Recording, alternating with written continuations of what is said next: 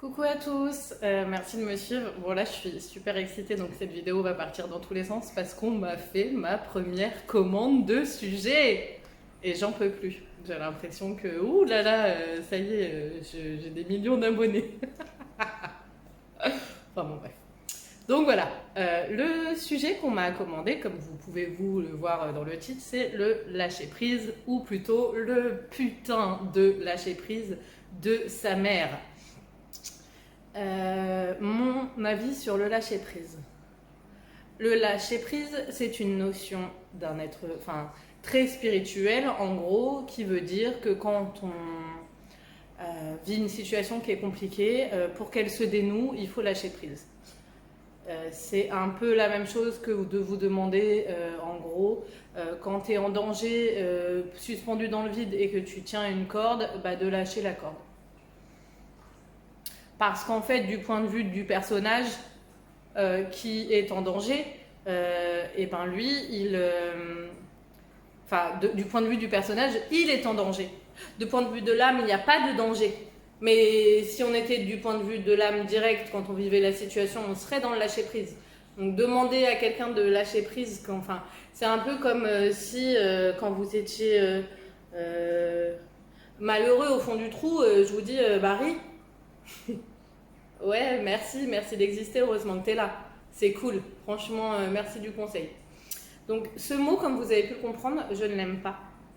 Je ne l'aime pas parce qu'il se positionne d'un point de vue que la personne, quand elle vit la situation, ne peut pas atteindre, sinon elle n'en serait pas là. C'est un peu comme si tu es amoureuse de quelqu'un qui te fait de la peine et que tu sais qu'il se comporte pas bien avec toi et qu'on te dit arrête de l'aimer. Merci beaucoup, salut. Enfin, c'est pareil en fait. Oui, mais comment nous on fait pour atteindre ce stade-là? Alors, je vais reprendre le dernier exemple que je vous ai donné. Pour arrêter d'aimer quelqu'un qui nous fait du mal, il faut souvent qu'on comprenne ce qui a fait couple dans cette histoire, ou ce que l'on a pris pour de l'amour. En tout cas, moi, je vais parler de moi parce que pour mon cas, c'est ça. J'arrive à lâcher prise dans une relation où j'arrive à lâcher prise sur mes sentiments quand je comprends finalement que ce que j'avais pris pour de l'amour chez quelqu'un n'était en fait qu'un mécanisme d'ego ou un besoin d'obtenir quelque chose. Enfin, quand je comprends que finalement ce que j'ai cru ressentir comme de l'amour pour moi était en fait un stratagème. Et il suffit pas juste uniquement que je le comprenne avec mon mental, c'est-à-dire avec ma tête, mais que je le comprenne de façon émotionnelle. Il y a quelque chose qui se passe à l'intérieur de moi que je ne décide pas, ça switch. Et quand ça switch, c'est comme si d'un coup, tous les sentiments d'amour que je pouvais ressentir pour cette personne, la tristesse que j'ai pu ressentir depuis la séparation s'évapore et s'évanouit comme si ça n'avait jamais existé. Faut savoir que quand on dit lâcher prise, ça veut dire sortir du mental. Mais sortir du mental, c'est pas facile. Parce que le mental, c'est celui qui, quand on vit une situation, tourne en boucle. Ah, et pourquoi? Et si j'avais su? Et si t'avais pu? Et si t'aurais dû? Et si tu vu? Et oui, du, et piloulu. Enfin bon, bref. Vous voyez ce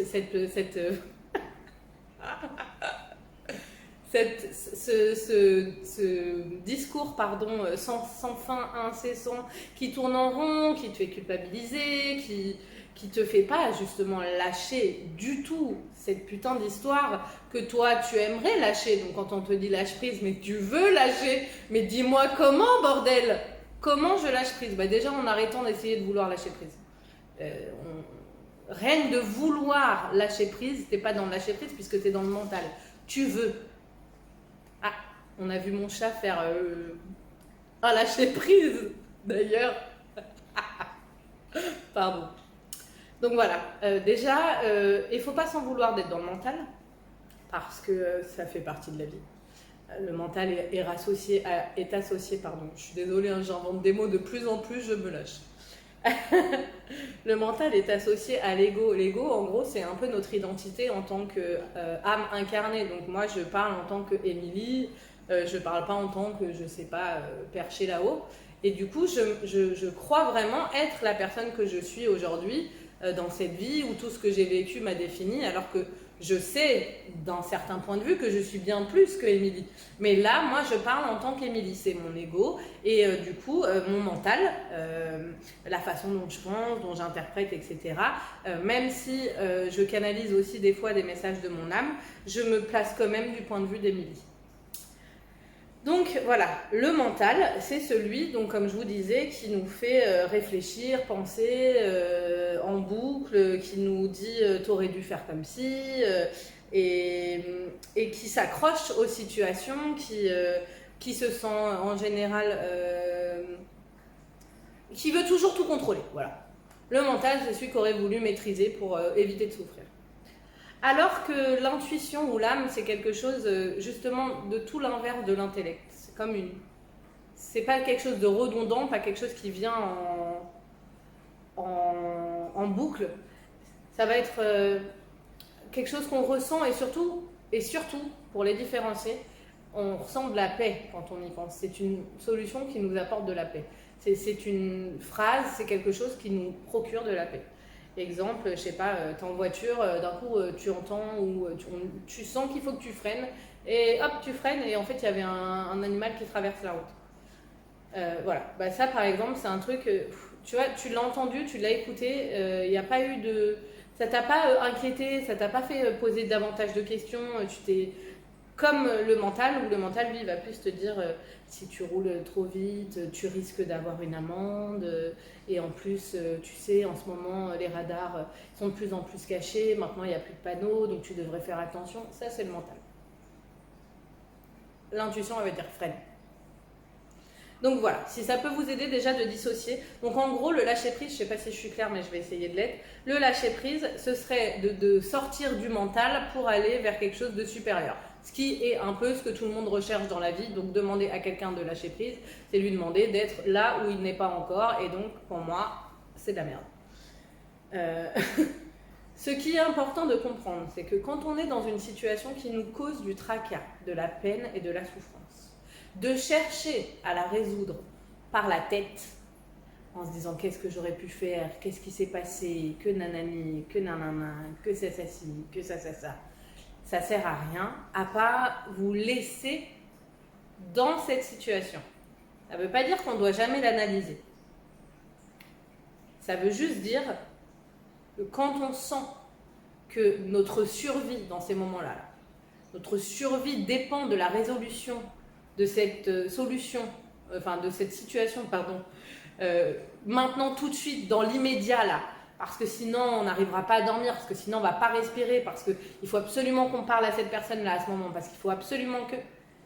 Là, on sait qu'on peut tourner en rond comme ça, comme le chat avec sa queue là, pendant des lustres, parce qu'en fait on cherche à résoudre du même point de vue, du point de vue du mental. Or, il faut qu'on arrive à acquérir de la sagesse, de la hauteur sur la situation, un peu comme si on se détachait de nos émotions, pour regarder ça avec un regard de comme si c'était quelqu'un d'autre qui la vivait, avec hauteur. Pour réussir à faire ça, il ne suffit pas de le vouloir, sinon ça se saurait, on l'aurait tous fait, on serait tous heureux et vécurent heureux et eurent beaucoup d'enfants. Pour réussir à faire ça, dans ces moments-là, dans ce moment-là où tu es oppressé et où tu ne peux pas te calmer, trouve ce qui t'apaise, juste à ce moment-là.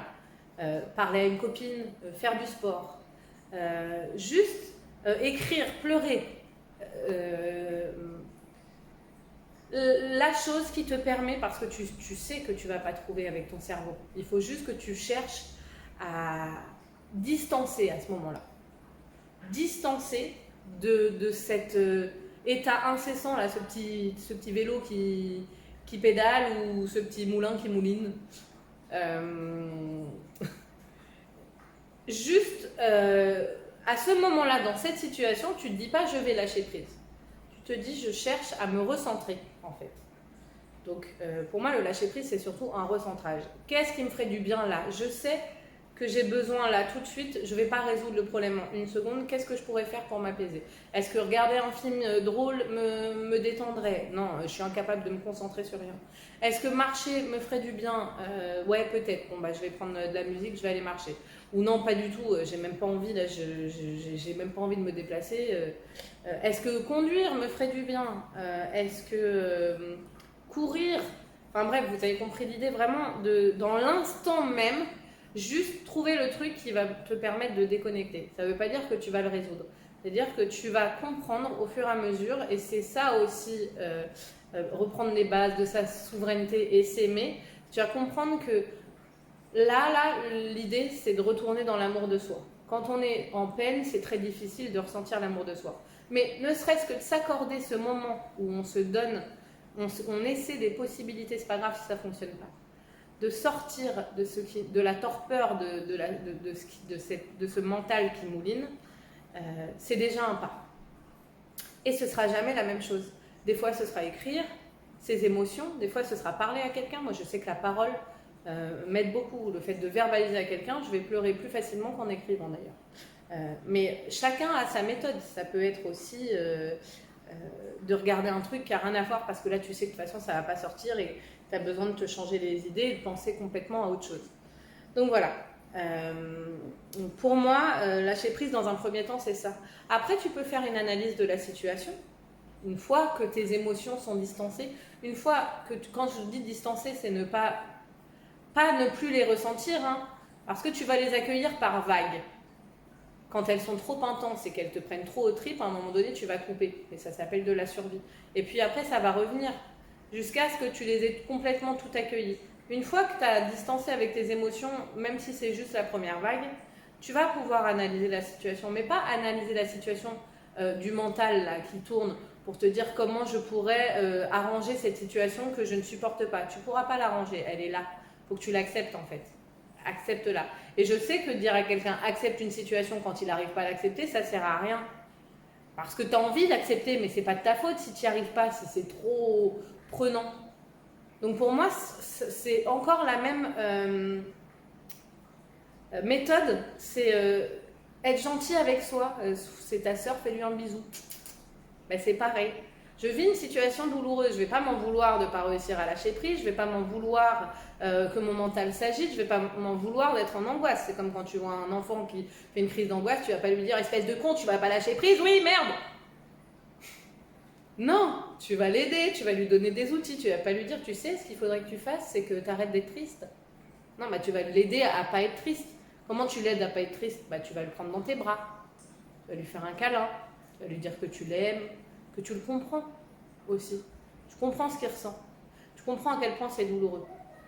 Que toi aussi, dans cette situation, tu serais sans doute triste comme lui. Mais c'est suffisant. Bah, fais la même chose avec toi-même. C'est ça, en fait. Pour moi, la clé, c'est ça. Quand tu vis une situation douloureuse, sois le parent le plus bienveillant qui soit avec toi-même. Parce que si tu fais la même chose que pour toi, c'est-à-dire que tu t'accordes de l'amour, tu arrêtes de te juger. Enfin, s'il y a un truc à retenir, c'est le jugement à proscrire pour soi-même et pour les autres. Mais déjà pour soi-même. Puisque l'effet miroir, c'est déjà pour soi. Donc arrêtez de se juger soi. Juste arrêtez. On est comme on est, on fait du mieux qu'on peut, bordel, avec nos chaussures. Enfin, quand je dis avec nos chaussures, vous avez compris, avec nos parcours. Et voilà, pour ce qui est du lâcher-prise, pour moi, les personnes qui nous prônent le lâcher-prise, c'est les mêmes coachs que je ne supporte pas, là, qui vous disent là où tu devrais être, où tu devrais, pardon.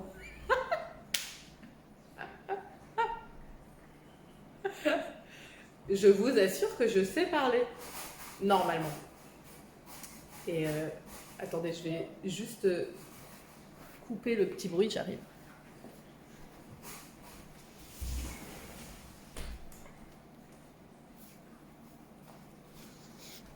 Lâcher prise sur ce genre de détails, par exemple. J'aurais pu me dire, oh là là, merde, j'ai toute la vidéo à refaire, faut que je fasse un montage, faut que je coupe, faut que je... Qu'est-ce que je m'en tape? Oui, il y a un bruit, il y a un chien qui doit faire du bruit dans son jardin, bah, je ferme la porte. Vous avez perdu 2 secondes, c'est pas grave, peut-être que vous aviez envie d'aller aux toilettes ou d'éternuer ou j'en sais rien, enfin bon bref. En fait, pour moi, lâcher prise, ce serait, je le résumerai, à l'amour de soi, encore une fois, à s'aimer soi-même et à faire de soi sa priorité. Et du coup, quand on est dans une situation où on s'est rendu compte qu'on n'a pas été sa priorité, eh ben on se flagelle pas. Et même si on se rend compte dans cette situation qu'on n'arrive toujours pas à être sa priorité, eh ben on se flagelle pas. On y va step by step, pas à pas pour ceux qui sont pas bilingues. Et voilà, c'est ce qui me semble important de dire sur ce concept du lâcher-prise. Je crois que j'ai fait le tour. Je crois vraiment que j'ai fait le tour de ce que j'avais envie d'en dire en fait. Mais si vous avez des questions, n'hésitez pas. Et du coup, je vais enchaîner sur le deuxième sujet, qui était les messages qu'on peut recevoir. Des guides ou des anges ou de ce que vous voulez. Alors, je vais juste vous dire ce que je ressens. Le truc, c'est que quand on est dans ce mental-là qui mouline et qui tourne, on va chercher des signes partout. On va voir le nom de je sais pas qui partout. Parce qu'en fait, il y a juste un truc à comprendre. À l'intérieur de soi, quand on le sent dans quel état on est, on sent si c'est la paix ou si c'est l'agitation. Si quand vous voyez ce message, ça vous apaise, c'est que c'est quelque chose qui vous est envoyé de plus haut. Si c'est juste votre mental qui vous fait tourner en rond, ça ne vous apaise pas. Vous voyez des millions de signes, mais ça ne vous calme pas.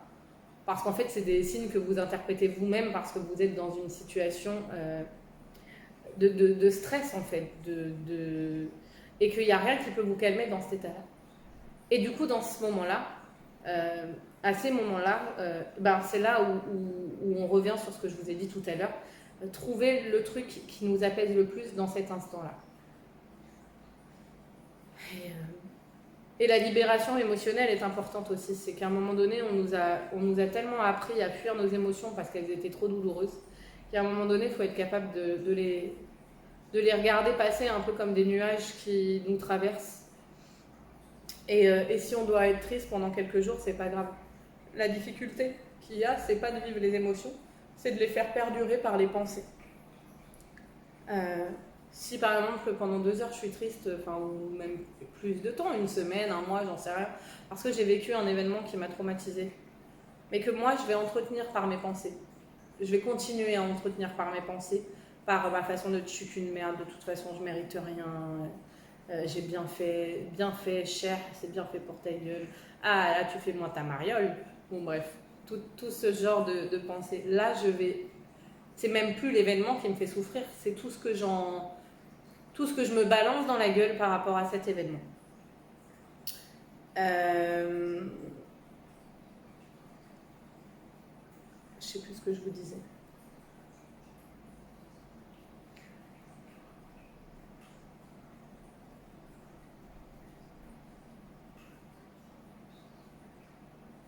Voilà.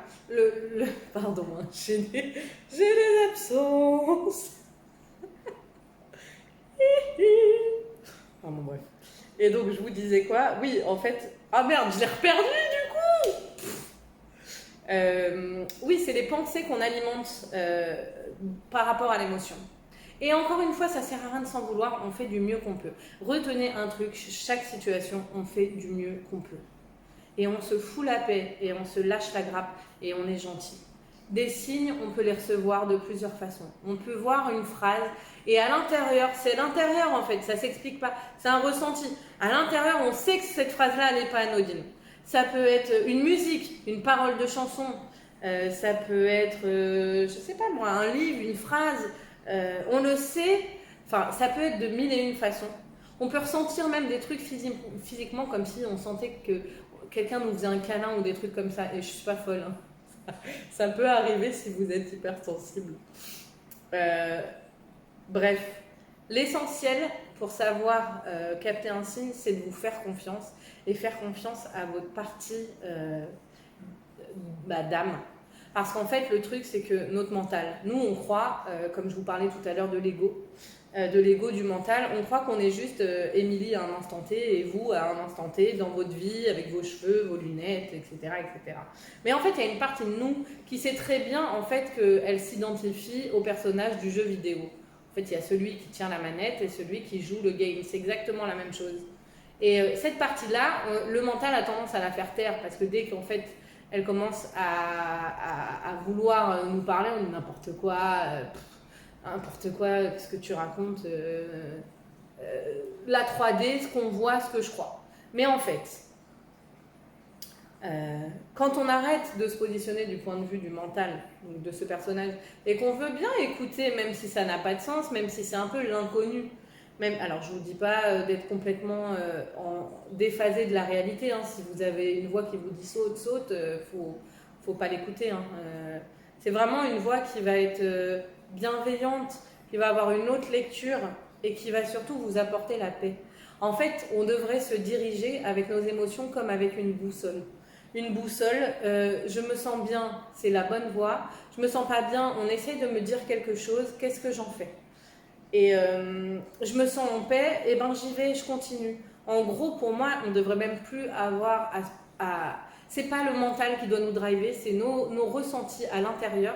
Et le mental est juste un outil parce qu'il il est utile, mais c'est juste un outil. Et qui c'est qui nous donne ces sentiments bien, pas bien, paix, pas paix? Bah, c'est notre âme. C'est pour moi, à travers les émotions, que l'âme nous parle. Pour ça, quand j'entends certaines philosophies spirituelles ou développement personnel qui dit qu'en gros, il faudrait ne plus rien ressentir et être détaché de tout comme une feuille songe qui coule sur nous, alors en créole, je sais pas si vous comprenez ici, mais genre ça glisse quoi. Et ben, je suis pas du tout d'accord avec ça. Parce que ça voudrait dire dénier notre individualité. On est des êtres incarnés et c'est notre moyen de communication avec notre âme. On ne va pas se mettre à tout aimer, tout supporter, tout vivre sans même plus savoir comment nous drive, nous diriger. Je ne suis pas d'accord avec cette phase-là. Alors peut-être qu'un jour, un certain état de conscience fait que... j'en sais rien. Et aujourd'hui, au moment où je vous parle, en tout cas, moi, ça n'a pas de sens. Et moi, mes émotions, je les vois comme mes amis. C'est mes copines. Et je vous invite à faire pareil.